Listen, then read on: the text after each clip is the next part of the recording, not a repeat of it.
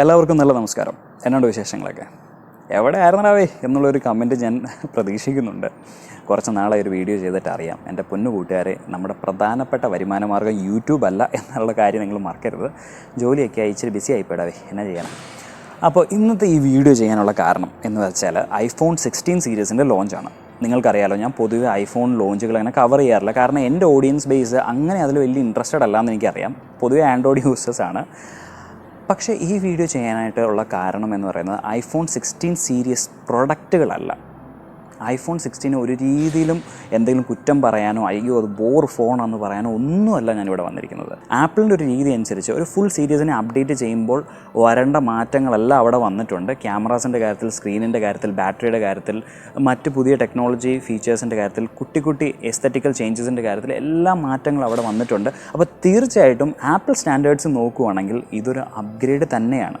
iPhone 16 സീരീസിന് ഒരു രീതിയിലും കുറ്റം പറയാൻ ഉദ്ദേശിച്ചുള്ള ഒരു വീഡിയോ അല്ല ഇത്. iPhone 11 അല്ലെങ്കിൽ അതിന് പിന്നിലുള്ള ഏതെങ്കിലും ഒരു ഫോൺ ഉപയോഗിച്ചുകൊണ്ടിരിക്കുന്നവർക്ക് തീർച്ചയായിട്ടും അപ്ഗ്രേഡ് ചെയ്യാൻ കഴിയുന്ന ഒരു സീരീസാണ് iPhone 16 സീരീസ്. അതിലുള്ള എല്ലാ ഫോണുകളും എനിക്കിഷ്ടമാണ്.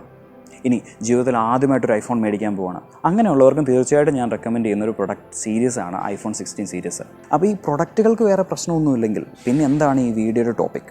ഈ വീഡിയോ എന്ന് പറയുന്നത് ആപ്പിൾ എന്ന കമ്പനിക്ക് കുറച്ച് നാളുകളായിട്ട് സംഭവിച്ചുകൊണ്ടിരിക്കുന്ന ഒരു പാളിച്ചയെക്കുറിച്ച്, ഒരു കുറവിനെക്കുറിച്ച് എൻ്റെ ഒരു കമൻറ്റും എൻ്റെ ഒരു ഒപ്പീനിയൻ നിങ്ങളിൽ എത്തിക്കാൻ വേണ്ടിയാണ്. എന്താ സംഭവം എന്ന് നിങ്ങൾക്ക് പറഞ്ഞുതരാം. ഈ കഴിഞ്ഞ ഇടയ്ക്ക് ആപ്പിൾ അവരുടെ ഡെവലപ്പർ കോൺഫറൻസ് വെച്ചു. അതിലവർ ഒത്തിരിയേറെ AI ഫീച്ചേഴ്സിനെ കുറിച്ച് സംസാരിച്ചു.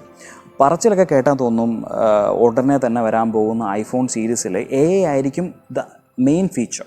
അങ്ങനെയൊക്കെ പ്രതീക്ഷിച്ചാണ് iPhone 16 സീരീസിൻ്റെ ലോഞ്ച് കണ്ടത്. പക്ഷേ ആ ലോഞ്ച് കഴിഞ്ഞപ്പോഴേക്ക് ഒരു കാര്യം ആപ്പിൾ പറയാതെ പറഞ്ഞ പോലെ എനിക്ക് തോന്നി. ഞങ്ങൾ AI ഫീച്ചേഴ്സിൻ്റെ കാര്യത്തിൽ ഇപ്പോഴും ഒന്നും തന്നെ ആയിട്ടില്ല, ഞങ്ങളിപ്പോഴും കിതച്ചുകൊണ്ടിരിക്കുകയാണ്, ഓടിയെത്തുന്നേ ഉള്ളൂ. അങ്ങനെ ഞാൻ പറയാനുള്ള കാര്യം എന്താണെന്ന് വെച്ച് കഴിഞ്ഞാൽ, ബാക്കി എല്ലാ ഡിവൈസ് മാനുഫാക്ചേഴ്സും out of the box AI experience ഒരു യൂസറിന് ഡെലിവർ ചെയ്യുമ്പോൾ ആപ്പിൾ പറയുന്നത് നിങ്ങളിപ്പോൾ ഈ ഫോൺ മേടിക്കൂ, ഈ വർഷത്തിൻ്റെ അവസാനം അടുത്ത വർഷത്തിൻ്റെ ആദ്യ പാദം കൊണ്ടൊക്കെ എല്ലാ AI ഫീച്ചേഴ്സ് നിങ്ങളിലോട്ട് എത്തിക്കുക എന്നുള്ളതാണ്. ഒരു പ്രോമിസ് മാത്രമേ ഇപ്പോഴും ആപ്പിളിന് മുന്നോട്ട് വയ്ക്കാൻ സാധിക്കുന്നുള്ളൂ. ഇത് എങ്ങനെയുള്ളൊരു മാർക്കറ്റിലാണെന്ന് പറയാം. നിങ്ങൾ ബാക്കി ഏത് മേജർ മാനുഫാക്ചർ നോക്കിക്കോളൂ, അവരവരുടെ ഫോണുകളിലോട്ട് AI ഫീച്ചേഴ്സ് ഇൻ്റഗ്രേറ്റ് ചെയ്ത് കഴിഞ്ഞു. ഗൂഗിളൊക്കെ ആണെങ്കിൽ കഴിഞ്ഞ 1.5 വർഷമായിട്ട് അത് ചെയ്തുകൊണ്ടിരിക്കുകയാണ്. സാംസങ്ങിൻ്റെ കഴിഞ്ഞ മേജർ ലോഞ്ചുകളിലെല്ലാം AI ആയിരുന്നു അവരുടെ പ്രധാന ടോക്കിംഗ് പോയിൻ്റ്. അങ്ങനെയുള്ളൊരു മാർക്കറ്റിലാണ് ആപ്പിൾ വന്നിട്ട് അതെ ഇനിയും കുറച്ച് നാളും കൂടെ എടുക്കും കേട്ടോ എന്ന് പറയുന്നത്.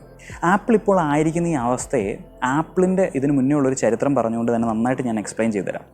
2013 എന്ന് പറയുന്നത് സ്മാർട്ട് ഫോൺ ടെക്നോളജി മാർക്കറ്റിൽ വളരെ പ്രധാനപ്പെട്ട ഒരു വർഷമായിരുന്നു.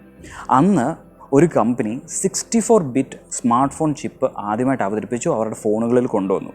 അതിനു മുമ്പ് വരെ എല്ലാ സ്മാർട്ട് ഫോണുകളും 32 ബിറ്റ് പ്രോസസ്സേഴ്സിലായിരുന്നു വന്നുകൊണ്ടിരുന്നത്. കമ്പനി ഏതാണെന്ന് മനസ്സിലായല്ലോ, ആപ്പിളാണ്.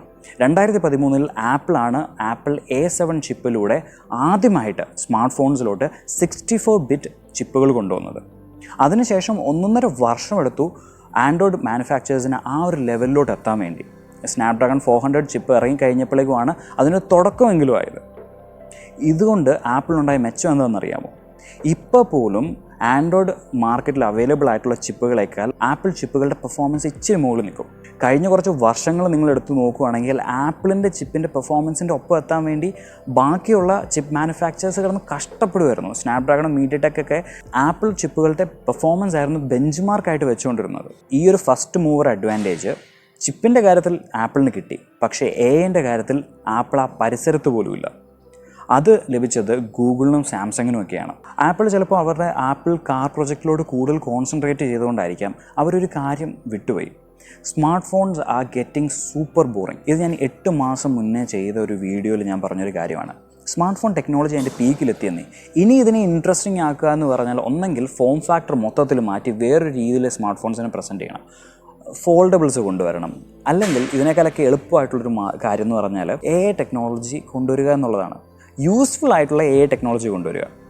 അത് കുറച്ച് നാളുകളായിട്ട് ഗൂഗിളും സാംസങ്ങും ഒക്കെ ചെയ്യുന്നുണ്ട്. അവർക്കിപ്പോൾ കിട്ടിയിരിക്കുന്ന 1.5 വർഷത്തിൻ്റെ ഹെഡ് സ്റ്റാർട്ടാണ്.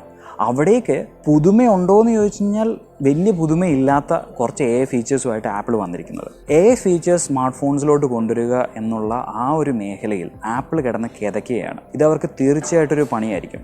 ആളുകൾക്ക് എന്നും എന്തെങ്കിലും ഇൻട്രസ്റ്റിംഗ് ആയിട്ടുള്ള പുതുതായിട്ടുള്ള കാര്യങ്ങൾ വേണം. അതിനായിട്ടാണ് അവർ പുതിയ ഡിവൈസുകൾ എടുക്കുന്നത്. ഒരുപോലെ ഇരിക്കുന്ന കുറേ ഡിവൈസുകൾ എടുക്കുക എന്ന് പറയുന്നതിനകത്ത് എന്താണ് പുതുമയുള്ളത്? തീർച്ചയായിട്ടും ആളുകൾ ഇന്നോവേഷൻ പ്രതീക്ഷിക്കുന്നുണ്ട്. വലിയൊരു ചേഞ്ച് കൊടുത്തില്ലെങ്കിലും അത്യാവശ്യം ശ്രദ്ധിക്കപ്പെടുന്ന ഇന്നോവേഷൻ കൊണ്ടുവരാനായിട്ട് ആപ്പിൾ ഇനി ശ്രമിച്ചില്ലെങ്കിൽ ഒരു 4-5 വർഷം കൊണ്ട് ഇപ്പോൾ അവർക്കുള്ള ആ ഒരു മാർക്കറ്റിലെ ഒരു വില, അവരുടെ ലോഞ്ചുകളൊക്കെ ആളുകൾ രാത്രി ഉറക്കം വളച്ചൊക്കെ ഇരുന്ന് കാണുന്ന ഒരവസ്ഥ ഒക്കെ മാറിപ്പോകും. അതേ അറ്റൻഷൻ സാംസങ്ങിൻ്റെയോ ഗൂഗിളിൻ്റെയോ ഒക്കെ ലോഞ്ച് ഇവൻറ്റിന് പോകും. അപ്പോൾ ഇതൊക്കെയാണ് എനിക്ക് തോന്നിയ ചില കാര്യങ്ങളും എൻ്റെ ഒരു പെർസ്പെക്റ്റീവും. നിങ്ങൾക്ക് എന്തൊക്കെയാണ് ഈ ഒരു വിഷയത്തെക്കുറിച്ച് തോന്നുന്നത്? തീർച്ചയായിട്ടും നിങ്ങളുടെ അഭിപ്രായങ്ങൾ കമൻസിൽ മെൻഷൻ ചെയ്യുക. അപ്പോൾ ഒരു പുതിയ വീഡിയോയുമായിട്ട് നിങ്ങളോട്ട് എത്തുന്നവരെ ഇത് നിങ്ങളുടെ സ്വന്തം ചങ്ങായി ഹാരിസ് സൈനിങ് ഓഫ് എന്നാണ്.